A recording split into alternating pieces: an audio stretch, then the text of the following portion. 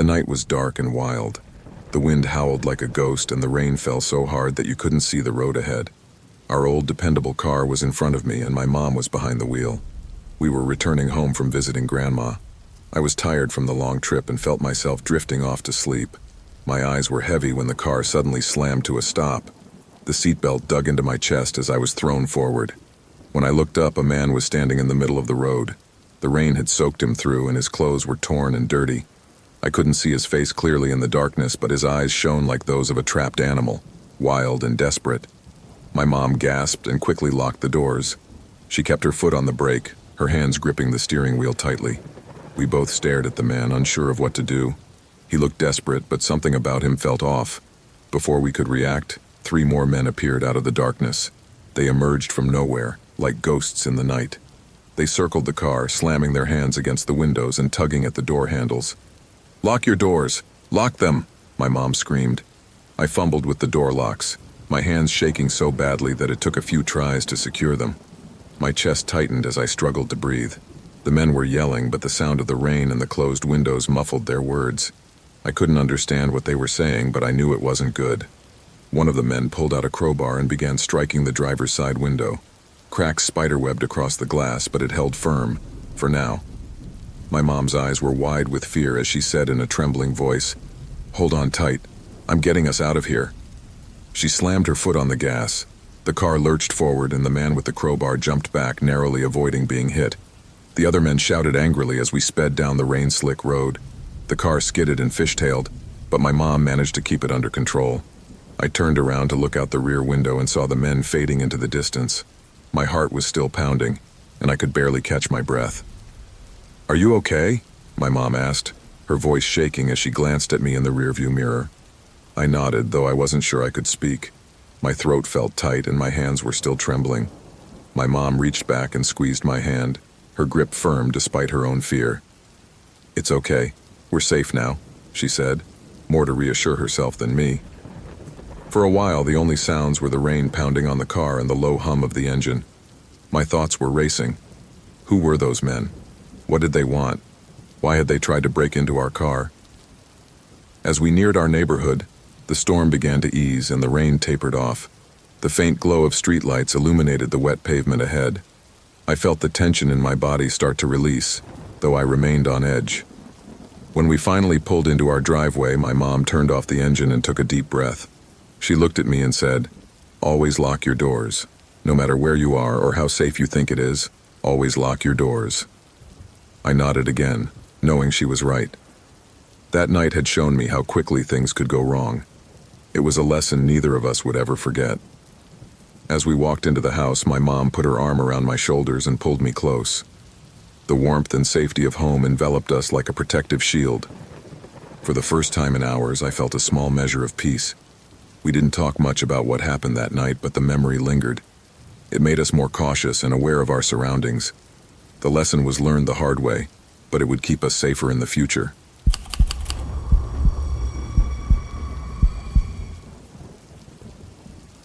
After a long day on the road, I arrived late one night at the rundown motel on Watt Avenue in Sacramento. The hotel looked as dilapidated as the reviews had warned, but it was cheap and I was too exhausted to care. I checked in, got my room key, and dragged my heavy bag to room 12, hoping for some rest. The room was worse than I had imagined. The wallpaper was peeling and there was a faint odor of mildew. The bed with its hard mattress and threadbare sheets looked anything but inviting. As I sat on the edge of the bed, I felt an itch on my arm. I scratched it absent-mindedly, but then my leg began to itch too. When I glanced down, I saw tiny reddish-brown bugs crawling on the blanket. Bed bugs. I recoiled in disgust, realizing I couldn't sleep on the bed. Looking around, my eyes landed on the small, grimy bathroom. It wasn't spotless, but it seemed like a better option than the infested bed. I grabbed an extra blanket from my bag and laid it in the bathtub. Though it was cold and hard, at least I wouldn't be eaten alive. Wrapping my jacket around me for warmth, I eventually drifted into an uncomfortable sleep. I woke suddenly in the middle of the night, feeling uneasy. At first, I couldn't pinpoint what had disturbed me. Then I heard it, a faint rustling sound coming from the main room. My heart raced as I tried to convince myself it was nothing, perhaps just the wind or a stray animal. But the noise grew louder. I heard a thud, like someone bumping into furniture. Someone was in my room. Gripping my pocket knife, the only weapon I had, I silently climbed out of the tub. My hands trembled as I opened the bathroom door just enough to peek into the room.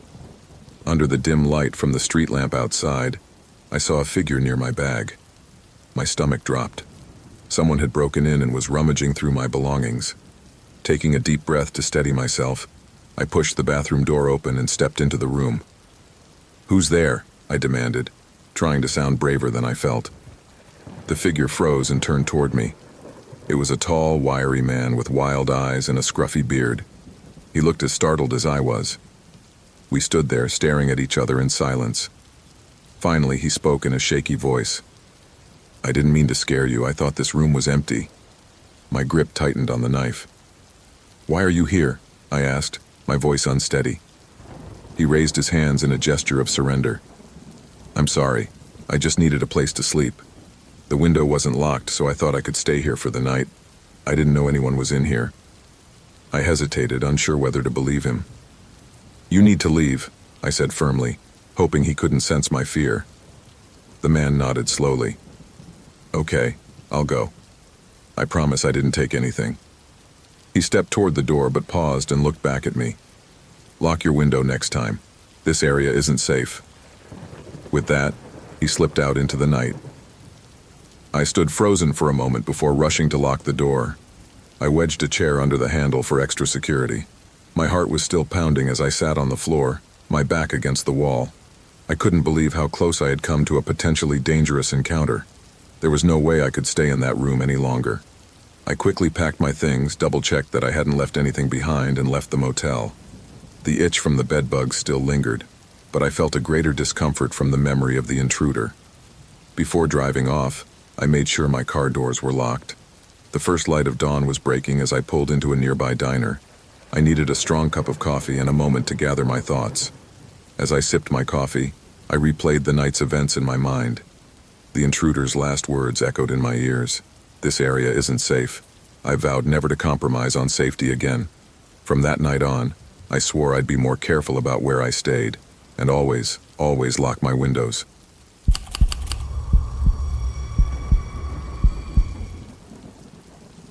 I never liked being late at work. As much as I didn't like the quiet of an empty office, I had no choice. I was really behind on my job, and the due date was tomorrow. It was very quiet in the office, which is usually full of people talking and phones ringing. The air conditioner or the house settling every once in a while were the only sounds. My name is Tom, and I make graphics for a living. It was Friday night, and no one was in the building. Everyone else had already left hours ago, looking forward to the weekend. I saw the last of my coworkers leave and wished they had more freedom. It was time to finish my work, so I took a big breath and went back to my computer. The light outside my window got dimmer and dimmer until it was completely dark. I and the small desk lamp next to me were the only things that gave off light in the office. I got a chill down my spine, but I shook it off. I told myself it was all in my head. I never liked being late at work. I chose to take a break around midnight. Because I had been sitting still for so long, my muscles hurt, so I got up and stretched. I went to the break room to get a coffee. It was dark in the hallway, and the tile floor rang with my steps. When I turned on the switch, the fluorescent lights flashed on and off, giving off a harsh, cold light. I made a coffee and leaned against the counter to take a sip. It felt good to be warm with coffee. I thought I heard a noise as I stood there. It was very quiet, almost like a whisper. I stopped and tried very hard to listen, but there was nothing. The only sounds were the vending machine and the noise of the city outside. I laughed uncomfortably and shook my head. I said to myself, "Tom, you're losing it." When my coffee was done, I went back to my desk. I had a strong feeling that someone was watching me as I walked down the hall. I took a quick look back, but no one was there. I saw something strange when I got to my desk. The screen on my computer had turned black. The mouse moved around, but nothing happened.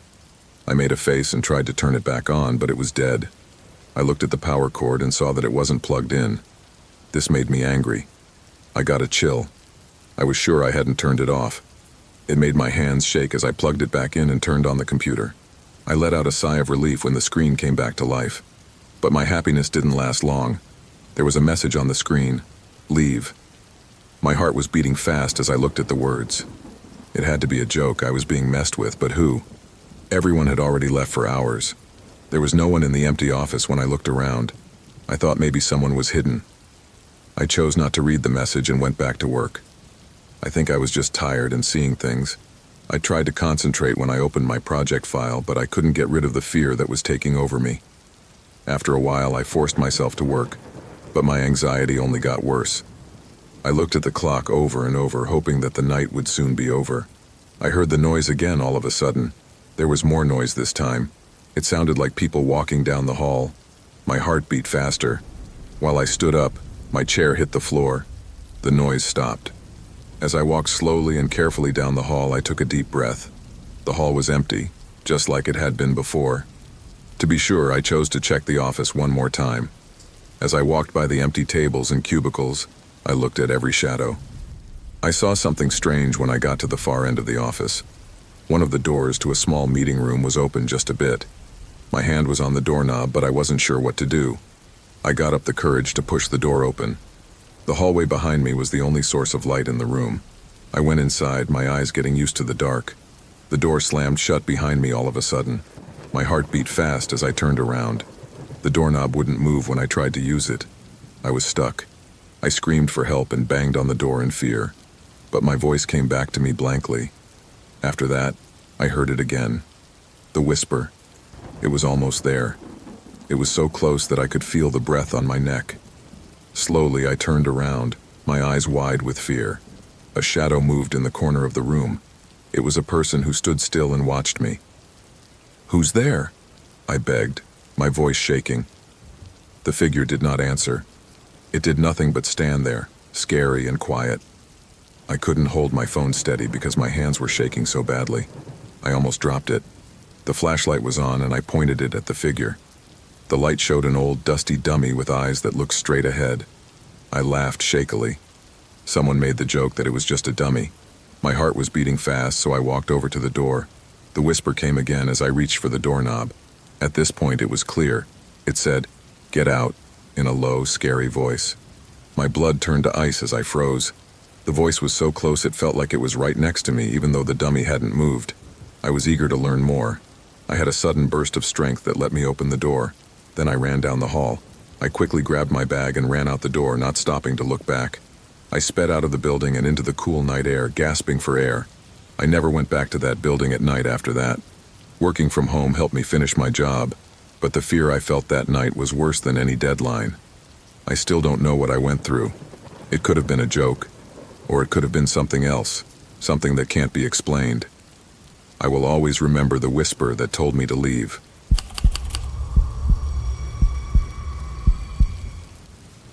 When my family left for their trip, it was a cold and quiet night. When I waved goodbye, I was both relieved and scared. For the weekend, I had the house all to myself. I was going to eat junk food and watch my favorite TV shows. At first, the thought of being by myself didn't scare me.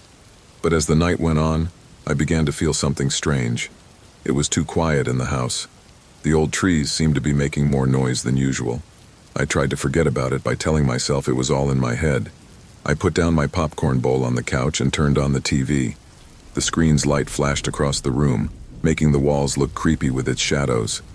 After some time, I heard something coming from the kitchen. A soft tap could be heard. I put the TV on hold and listened, but the noise stopped. I didn't think much of it because I thought the house might be settling. I went back to my show and tried to get lost in the story. I heard it again, though. It was louder and kept going this time. It was more than just a tap. My heart began to beat fast. I slowly got up and went to the kitchen. When I looked around the corner, everything seemed fine. Every window and door was shut. I felt better and turned around to go back to the living room. That's when I saw him. There was a man looking at me through the kitchen window. He had a pale face and wild, wide eyes. His beard was wild and his clothes were dirty and torn. My heart stopped beating. I stood still and couldn't speak or move. With a stronger tap, he raised his hand and hit the window again. I woke up from my shock and walked away, my mind racing. Something had to be done. With shaking hands, I grabbed my phone and called 911. "What is the matter?" came the calm voice of the operator. I said it in a whisper because I was afraid he would hear me. "There's a man outside my window. He wants to get in." She told me to stay on the line. "There will be help soon." Is it possible to lock yourself in a room? I gave her a nod even though she couldn't see me. I can, yes. I sped upstairs and locked the door to my room. I tried to stay calm by sitting on the floor with my back to the door. In my ears, I could hear my heart beating fast. The call center worker stayed on the line and told me the cops were on their way. I heard a loud crash all of a sudden. The man broke the window. He was inside the house. I tried not to make a sound as I held my breath. I could hear his steps getting closer as he went up the stairs. I told the operator in a shaky voice, "He's in the house." She told me to be quiet and stay put. The cops are almost there. I heard him try each door one at a time. He started banging on my bedroom door to try to break it down when he got there. I pushed the door shut even more. I was hoping it would hold. It felt like hours and minutes went by after that. The banging got louder, and I thought the door would give way. But then I heard sirens far away. The banging stopped. The man must have heard them too. There was silence. I paid close attention. That was followed by the sound of running feet, and then the front door slamming shut. He tried to get away. A short time later, I heard people downstairs. The cops had shown up. The operator said, "Don't worry, the police are here, now you can open the door." I slowly opened the door and walked outside. I could hardly stand because my legs were shaking so badly. I went downstairs and met 2 police officers who were already there. They were scared when they looked at me. "How are you doing?" one of them asked. Still shocked, I nodded. I said with a shaking voice, "He broke in through the window." The other officer said, "We got him. He is now being held. You're okay?" I felt calm and happy all at once. The bad dream was over. The police made sure I was safe and sound by staying with me until my parents got home. They told me that the man would be taken care of after I told them what had happened. I couldn't sleep that night. I saw his face at the window every time I closed my eyes. But I was glad it was over and I was safe. After the fact, the cops told us that the man was a drifter who had broken the law before. He had been caught more than once but always got away. This time they kept their word. He was caught. After that, every night before bed, I made sure all the doors and windows were locked. I also had an alarm system put in. What happened had really shaken me up. I was smarter because of it, though.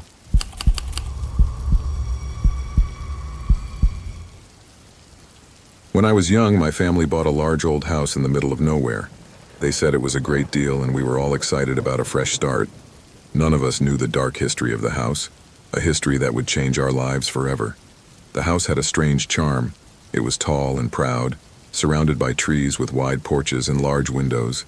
But even in the summer, the air inside was always cool, almost cold. At first, everything seemed fine. My parents were happy, filling the rooms with bright colors and fresh flowers. They laughed as they painted walls and unpacked boxes. But slowly the mood began to change. It started with little things, strange noises at night, whispers that seemed to come from nowhere. I would hear footsteps in the halls when no one else was awake. My parents, once cheerful, began arguing over trivial matters. Dad's health started to decline. He became weak and frail without explanation.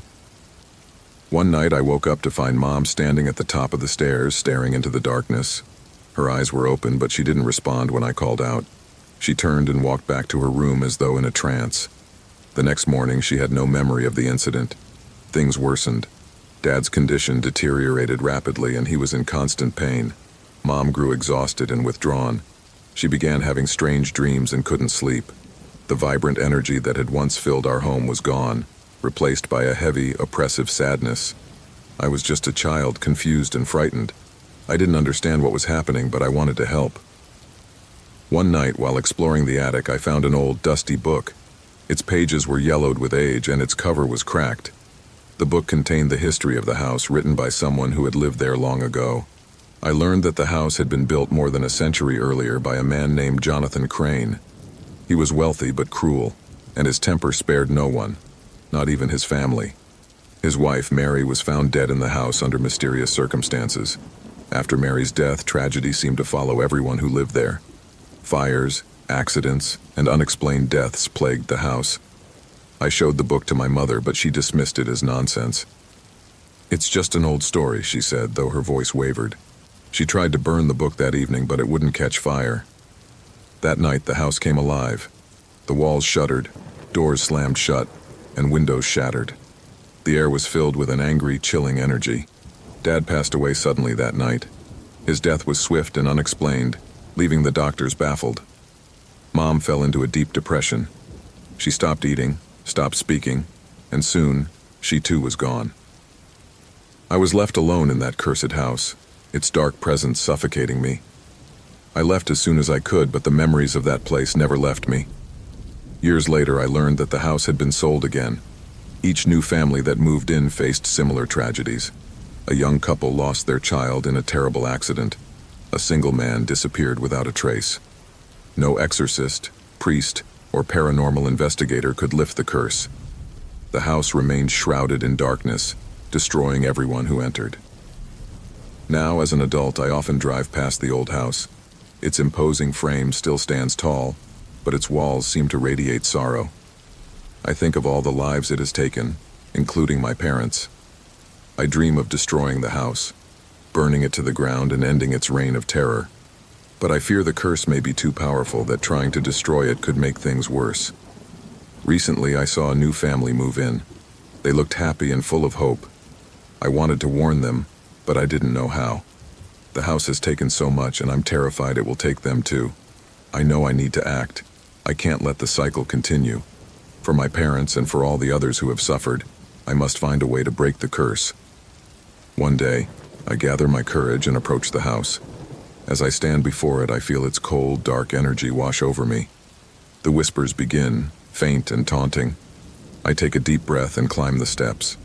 The door creaks open as though it's been waiting for me. I step inside, and the oppressive weight of the house closes around me. I don't know how to end this, but I have to try. I must free this house from its curse, for everyone it has hurt, and for the new family within its walls. The house cannot claim any more lives.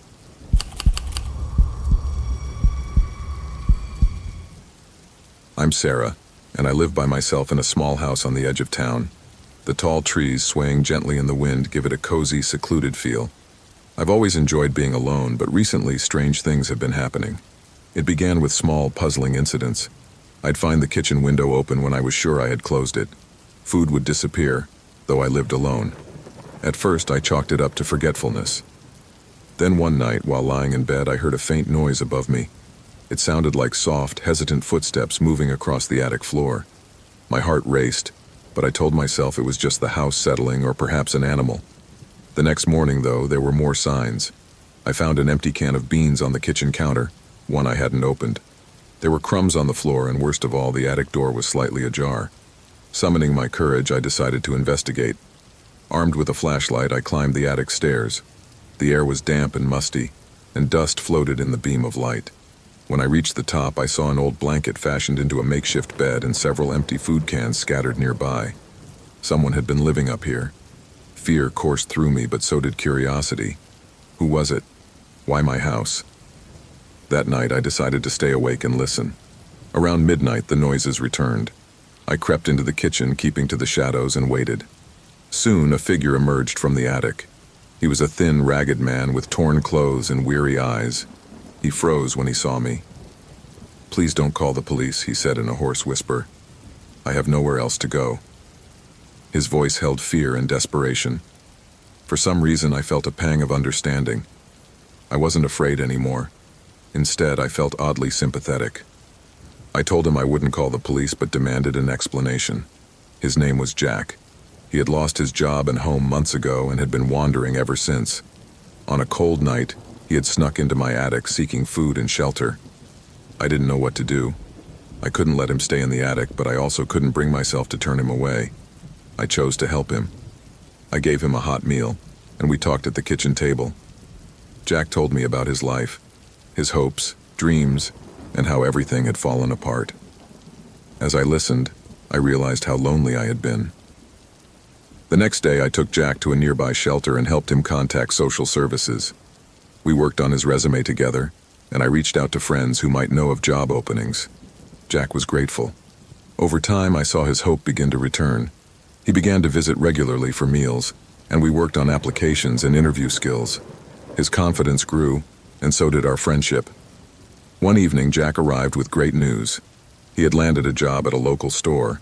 We celebrated with a home-cooked dinner. His eyes shone with gratitude as he thanked me for believing in him. Soon, Jack was able to rent a small room of his own.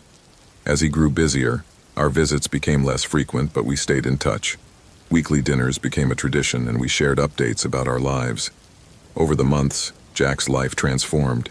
He received a promotion, made new friends, and even began volunteering at the shelter that had once housed him. One day, Jack invited me to his new place for dinner. I noticed a framed photo of the two of us from one of our early dinners. "You changed my life," he said, smiling. "I don't know where I'd be without you." Tears welled in my eyes as I hugged him. "You changed mine too," I replied.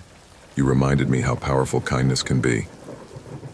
Jack and I remained close friends. Our bond, born from fear and uncertainty, had grown into something beautiful. My little house on the edge of town no longer felt empty. Its walls were filled with memories of a connection that started in the most unexpected way. Now, every time I hear the creak of the attic, I smile, remembering how it all began.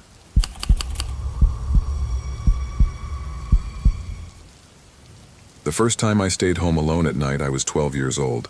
My parents said they'd be back by 10 p.m. after going to a dinner party. At first, I was happy. At last, a night of freedom. I could eat lots of ice cream and watch scary movies until I fell asleep. It was going to be really cool. The night began well. I had chocolate chip cookie dough ice cream in my hand and my favorite blanket wrapped around me. A movie I had seen a dozen times before caught my attention again. It always scared me just the right amount. Even though I knew every turn and twist of the story, it still made my heart race. I first heard it around 9 o'clock. A soft sound coming from upstairs that was hard to hear. I thought it was just my mind at first, but then I heard it again. It sounded like someone was moving. I stopped the movie and paid close attention. There was silence in the house. I told myself that it might have just been the old house settling. That was something I had heard my parents say 100 times. I tried to get rid of my unease by watching the movie again, but I was having trouble concentrating. I jumped at every sound. The wind outside howled so hard that the tree branches hit the windows like long, bony fingers. I told myself it was nothing, even though the sound was scary. Only the wind. The noise came back, this time louder. It came from the second floor. My heart was beating fast. I called my mom on the phone. "Are you guys almost home?" I waited, but there was no reply. I looked at the time. It was only 9:15. It would be at least 45 minutes before they got home. I chose to be brave. I got up, wrapped my blanket around me like a shield, and crept up the stairs. I winced every time the wooden steps made a sound. When I got to the top of the stairs, I heard something. A faint whisper. I took a big breath and went through each room. The bedroom of my parents was the first room I checked. I slowly opened the door and peered inside. Even though it was dark, everything looked fine. After that, I looked around my room. Again, there was nothing strange. I began to feel a little silly. It could have just been the house settling down. When I heard it again, I was about to go back downstairs. This time the noise was coming from the attic. The door to the attic was just a little open, which gave me a chill. I've always been scared of the attic. My parents had gathered a lot of old, creepy things over the years and put them in that dark room. I didn't go up there.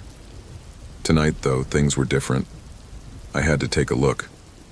My heart was beating faster than ever as I slowly made my way to the attic door. I opened the door all the way by pushing it open. There were steep, narrow stairs that led up to the attic. After some thought, I heard the noise again. This time it was clear and easy to understand. A soft sliding sound made it seem like someone or something was moving up there. I took a big breath and began going up the stairs. With every step, the creaking wood echoed, making me feel like I was walking into a nightmare. The attic was dark and colder than I expected. I looked around for the light switch and finally found it. The light flickered on and off, casting eerie shadows on the walls. I scanned the room with my eyes. It was full of old furniture, dusty boxes, and spider webs. Everything seemed normal. I was about to leave and turn around when something caught my attention.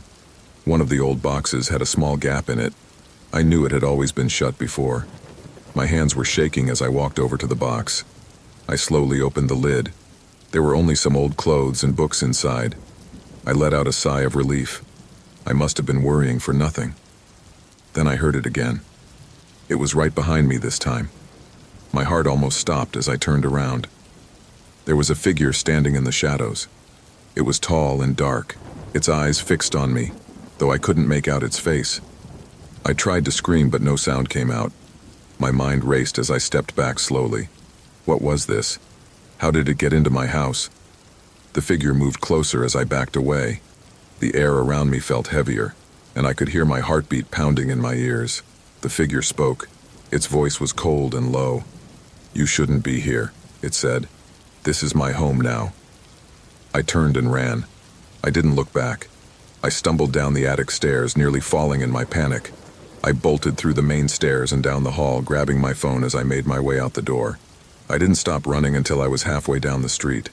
With trembling hands, I called my parents. When they finally answered, I told them everything. They came home quickly and called the police. When the police arrived, they searched the house, including the attic. They found nothing. There was no sign of the figure I had seen. The officers suggested I might have imagined it, perhaps from watching too many scary movies. But I knew what I had seen. After that night, I never felt safe in that house again, especially when I was alone. I couldn't shake the feeling that the figure was still there, watching and waiting in the shadows.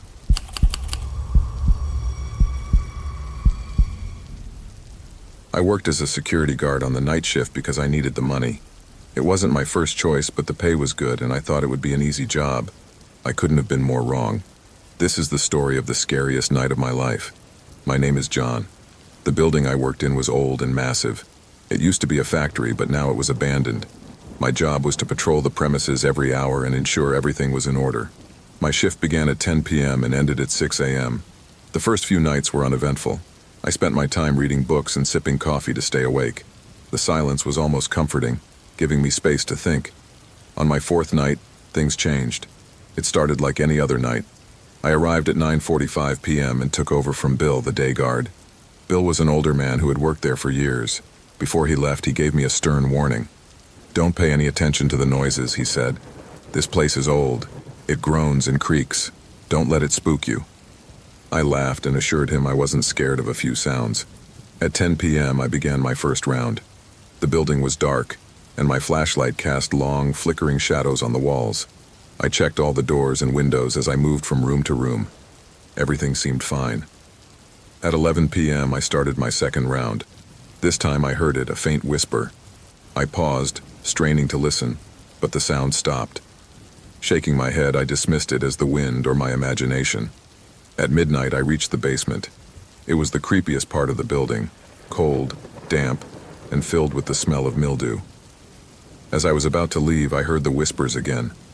This time, they were louder. The sound seemed to come from a dark corner of the room. "Who's there?" I called out, my voice echoing off the walls. There was no response. I shone my flashlight into the corner but saw nothing. A chill ran down my spine. I finished my check as quickly as possible and hurried back upstairs. At 1 a.m., I was in the main hall when I heard footsteps behind me. My heart raced as I turned around, but there was no one there. The uneasy feeling of being watched grew stronger. At 2 a.m., I decided to take a break. I sat in the security office, a small room with a desk, chair, and monitors displaying footage from the building's cameras.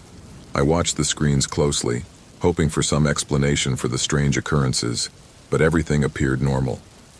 At 3 a.m., I resumed my patrol. The whispers returned louder and clearer than before. They seemed to echo all around me, but I couldn't make out the words. As I turned a corner, I felt a cold breath on the back of my neck. Spinning around, I saw nothing. My hands trembled as I finished my check and returned to the office. At 4 a.m., something on the monitors caught my attention. In one of the rooms, a figure stood motionless. It was tall and shadowy, its form flickering in the dim light. My stomach tightened as I stared at the screen, trying to make sense of what I was seeing. Gripping my flashlight, I ran to the room. When I arrived, it was empty. I searched every corner, but there was no sign of anyone. Back in the office, I felt a growing sense of dread. The figure had disappeared from the cameras. I tried to convince myself it was a trick of the light, but deep down, I knew it wasn't. By 5 a.m., I was exhausted and counting the minutes until my shift ended. I forced myself to do one final patrol. As I walked through the building, I felt the walls closing in around me. The whispers were deafening now, filling my ears with an unintelligible murmur. In the basement, the sound reached its peak. I felt a hand on my shoulder. Panicking, I spun around, but no one was there. My flashlight flickered, casting erratic shadows on the walls. I bolted upstairs and ran straight to the security office. When Bill arrived at 6 a.m., he took one look at me and frowned.